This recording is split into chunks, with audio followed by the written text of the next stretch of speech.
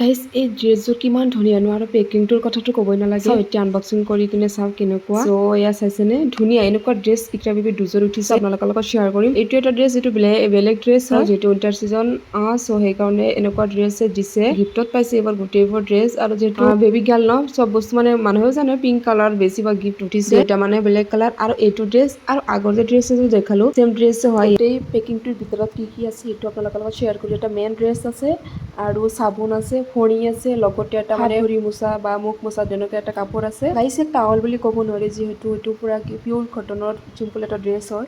চ' সেইকাৰণে এনেই কাপোৰ আৰু গাইছ মইতো এইবোৰ কাৰণে চব বস্তু আগতীয়াকৈ মই কিনিছিলোঁ। চ' এইবোৰ মই পুৰা ধুই কিনে পেকিঙো কৰিছিলোঁ বাট আপোনালোকৰ লগত শ্বেয়াৰ কৰা হোৱা নাই। মোৰ বেগ পেকিঙৰ ভিডিঅ'টো মই ভাবিছিলোঁ আপোনালোকৰ লগত শ্বেয়াৰ কৰিম বাট মোৰ সময়ৰ অভাৱত মই ভিডিঅ' কৰিব পৰা নাই আৰু যিহেতু মই ভিডিঅ'বোৰ অকলে কৰি থাকোঁ চ' অকলে সেইবোৰ ভিডিঅ' কৰি থকা অলপ প্ৰব্লেম হয়। আৰু গাইছ এটা কথা আপোনালোকে ভাবিব পাৰে এইবোৰ ভিডিঅ' কিয় এতিয়া পষ্ট কৰি আছে।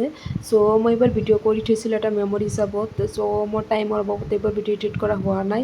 যিহেতু 1.8 মান্থ হ'বই আৰু এতিয়াও মই ভিডিঅ'বোৰ আছে বহুত এগাল ভিডিঅ' আছে। মই পৰপৰ এটা ভিডিঅ' শ্বেয়াৰ কৰিম যিহেতু মই ইমান কষ্ট কৰি ভিডিঅ'বোৰ কৰি থৈছোঁ মেমৰি হিচাপত মই ৰাখিব বিচাৰিছোঁ।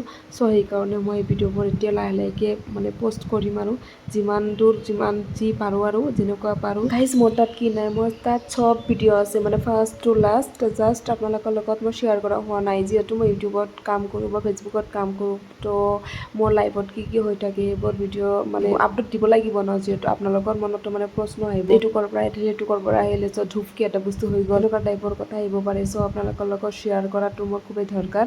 আৰু গাইজ চাইছেনে পেকিংটো খুলিবলৈ যে ইমান কষ্ট লাগে। পেকিংটো ভালকৈ আহিছে বা পেকিংটো খুলিবলৈ বহুতেই টান এতিয়া বেবি হোৱাৰ পিছত সেইকেইদিনত যিমান গিফ্ট আহিছিল গাইজ কি ক'ম আৰু বহুতে গিফ্ট আহিছিল বহুতে গিফ্ট কৰিছে। এয়া চাইছেনে মোৰ দাদা এজনে দিছে মানে 2 ছেট কাপোৰ দিছিলে আৰু ফাৰ্ষ্টত যে দেখাইছোঁ আপোনালোকক সেইটো দিছিলে মোৰ দেউতাকে। চ' আৰু বহুত কিবা লৈ আহিছিল বাট কাপোৰটো মই দেখালোঁ।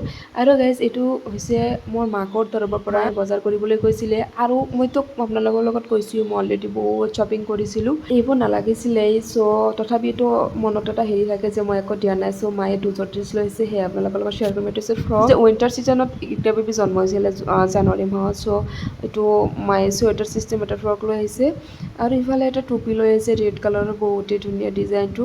আৰু মই এনেও দুযোৰ টুপি মই কিনিছোঁ মানে এতিয়া বেবি জন্ম হোৱাৰ আগতে এইবোৰ মই ডেটৰ দি কিনে ধুনীয়াকৈ মানে শুকাই কিনে পেকিং কৰি থৈ দিছিলোঁ। আৰু এয়া মাকে লৈ আহিছে আৰু গাইজ মাকে আৰু এযোৰ ড্ৰেছ লৈ আহিছে। সেইযোৰ ড্ৰেছো বহুতেই ভাল কটনৰ হৈ আছে। এয়াও মাকে ড্ৰেছ লৈ আহিছে অলপ ডাঙৰ হয় বাট ঠিক ঠাক হৈ যাব 1 মাহ গ'লে পুৰা ধুনীয়াকৈ পিন্ধিব পাৰিব। মাকৰ তৰফৰ পৰা দুযোৰ ড্ৰেছ আৰু এটা টুপি লৈ আহিছে। ড্ৰেছ কেইযোৰ আপোনালোকৰ কেনেকুৱা লাগিল প্লিজ কমেণ্ট কৰি জনাব আৰু এগাল আছে সেইবোৰো লাহে শ্বেয়াৰ কৰিম। চ' আজিৰ কাৰণে এইখিনি আকৌ লগ পাম নতুন এটা ভিডিঅ'ৰ সৈতে।